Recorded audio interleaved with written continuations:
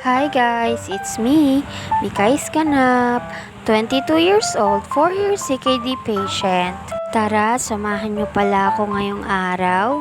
Kakatapos ko lang pala neto maligo at ayun, sinampay ko muna yung ginamit kong tuwalya. Nung araw na to ay sobrang init pala. Pagkatapos ko palang gawin yung ginawa ko, ay lumabas na pala ako at dumiretso ako sa may tindahan. Naisipan ko pala ngayong araw ay magre-rest muna ako sa pagko-crochet.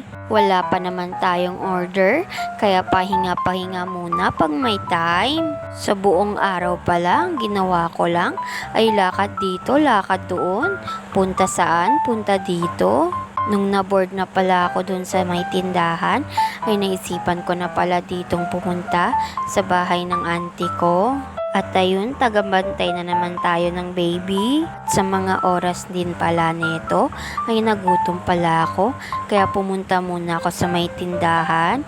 Bibili muna tayo. At ayun, after ng ilang minutes, ay luto na pala yung kanton natin. Ngayon na lang talaga akong ulit kumain ng kanton. Pinaluto ko lang pala to sa ate ko. Masarap talaga ang kanton pag may partner siyang tinapay. Kaya eto, kumuha ako ng tinapay dito. Ay nangingi pala ako ng tinapay sa auntie ko. Madami pa namang siyang tinapay, kaya okay lang. Isang piraso lang naman yung kinuha ko. Magmerienda na tayo dito habang tulog pa yung chikiting natin. Paggising kasi neto ay humihingi talaga to. Kaya habang tulog pa siya, ay lantakan na natin to. Ito lang talaga yung ginawa ko buong araw. O diba, napaka-bored talaga at napaka-walang kwentang video. Nang nabusog na pala tayo dito, ay kumain na naman tayo ng kutkutin. Ewan ko ba, naboboard talaga ako pag walang inunguya.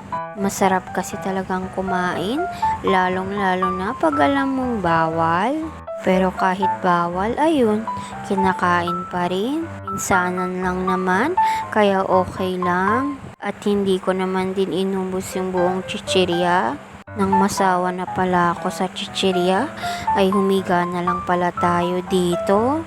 Kahit may electric fan na pala kami dito, ay ramdam na ramdam ko pa rin yung init. Kaya pag mga hapon ay hindi talaga ako nakakatulog dahil sobrang init. Kahit may electric fan na ay mainit pa rin. Mainit kasi yung buga ng hangin.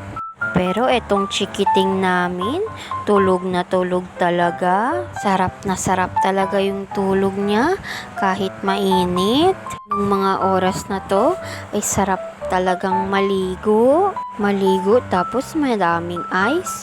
Ay, ang sarap talaga. At ayun, eto lang pala yung ginawa ko buong araw. Kaya hanggang dito na lang. Bukas ulit. Salamat!